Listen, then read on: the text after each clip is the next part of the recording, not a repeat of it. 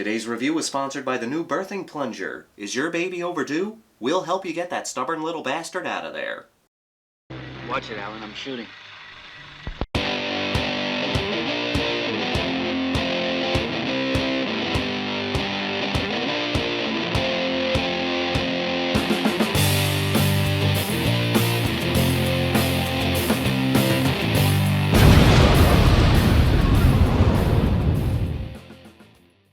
City of the Living Dead.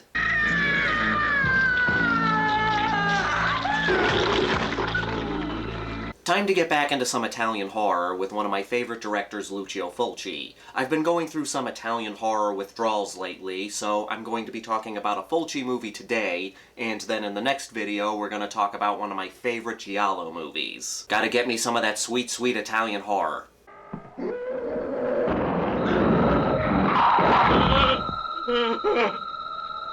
City of the Living Dead was the first installment of Lucio Fulci's Gates of Hell trilogy. The movies that followed are The Beyond and House by the Cemetery, which isn't technically part of the Gates of Hell movies, but it's been adopted by Fulci fans as the third installment of the trilogy. In City of the Living Dead, we open with a seance being performed by a psychic named Mary. While in her trance, she witnesses a priest hanging himself in the middle of a cemetery located in the town of Dunwich.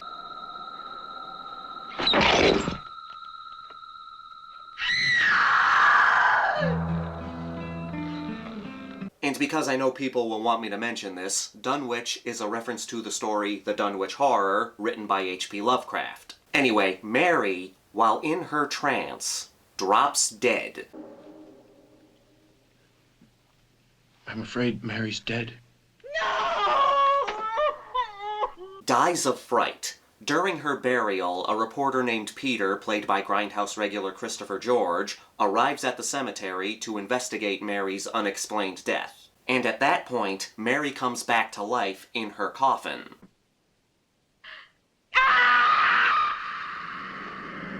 Thank God Peter's there.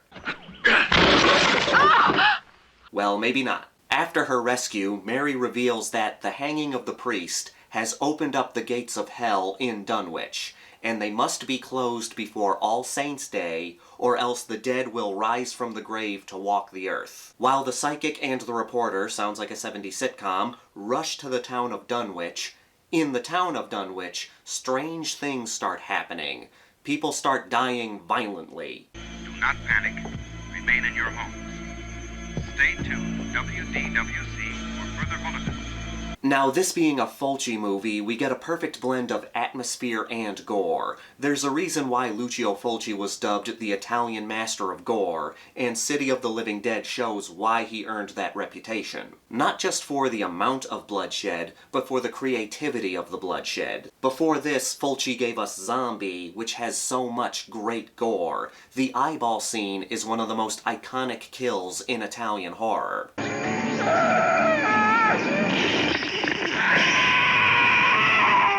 But other than that, the kills are what you usually get in zombie movies. Throats being ripped out by teeth, bloody corpses being eaten by zombies. In City of the Living Dead, the kills get so much more creative. You have brains getting squeezed out of people's heads.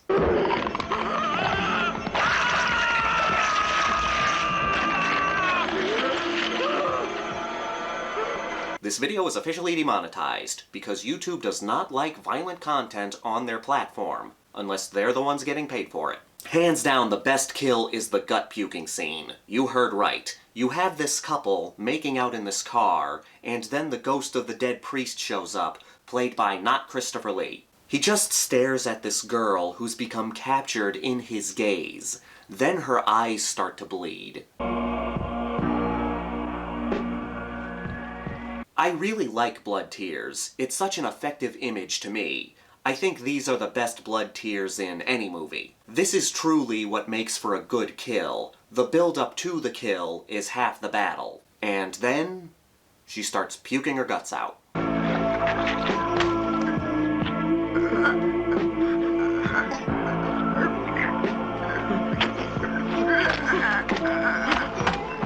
So gnarly, so awesome. This is one of the best gore effects ever.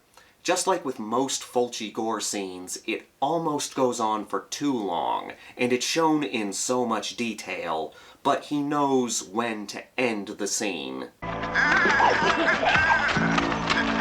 As great as the gore is in City of the Living Dead, the movie also puts in a good amount of suspense. The build-up to the gut puke is a good example. But one of my favorite scenes is when Mary wakes up in her grave. The burial has already started, and the gravediggers are taking a break. Hey look, it's the guy from Cannibal Holocaust. So the reporter Peter is hanging around in the cemetery, and then Mary wakes up.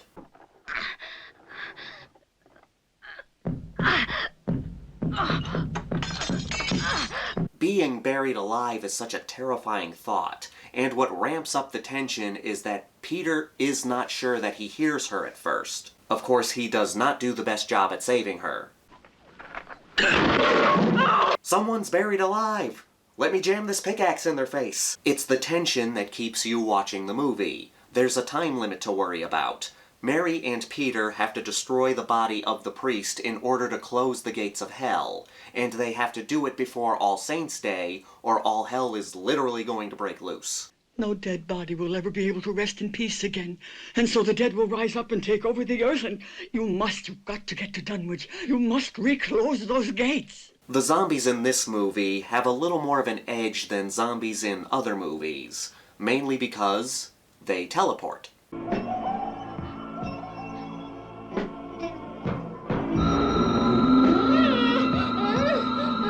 They disappear and reappear in different locations, and for me that makes them some of the scariest zombies. Look at zombies in other movies. Sometimes they walk, sometimes they run.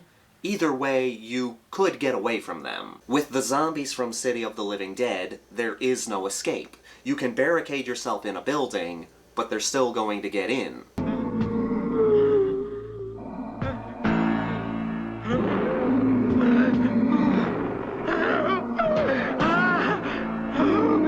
That's why I love the zombies from City of the Living Dead and The Beyond. In each movie, they're not your typical zombies. They're like a mix of zombies and ghosts. It's a good combination.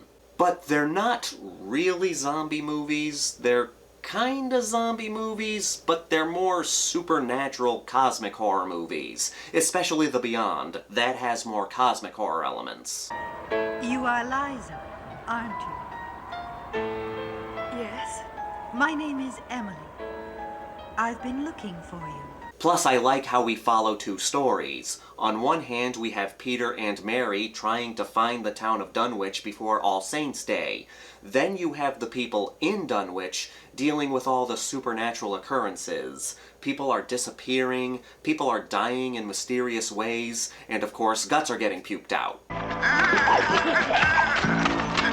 Sorry, I love that scene. This is a high recommendation for gore hounds and Italian horror fans. The Beyond is my favorite Lucio Fulci movie, which is the case for many people, but City of the Living Dead is a classic in Italian horror. There's so much more I could say about this movie, but we gotta move on. Let's get to the Grindhouse rankings. We've got a body count of 26, I think. It gets a little messy at the end with zombies on fire, plus I'm including people who died and came back. The kills consist of, but are not limited to, brains squeezed out of heads, drills through the head, being scared to death, and guts getting puked out. We've got some fantastic gore here, and I love the creativity behind it. Again, guts getting puked out. I don't know if I made that clear. Christopher George tends to steal the whole show whenever he's on screen, which tends to happen with every movie he's in. The zombies are intimidating due to the fact that they can teleport. There's a good amount of suspense in this flick, especially with the time limit given.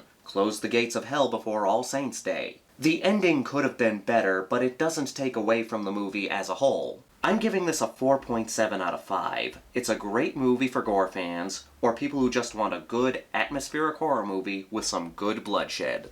As always, I want to thank everyone for watching and supporting my channel. If you're new here, please subscribe and give this video a thumbs up if you like what I do here, or give it a thumbs down if you don't like what I do here. Leave a comment down below. I think I might have asked this already, but what are some of your favorite gore effects in movies? And I'm talking about good, practical gore effects. This is the Maniac here to remind you that the gore... This is the Maniac here to remind you that the...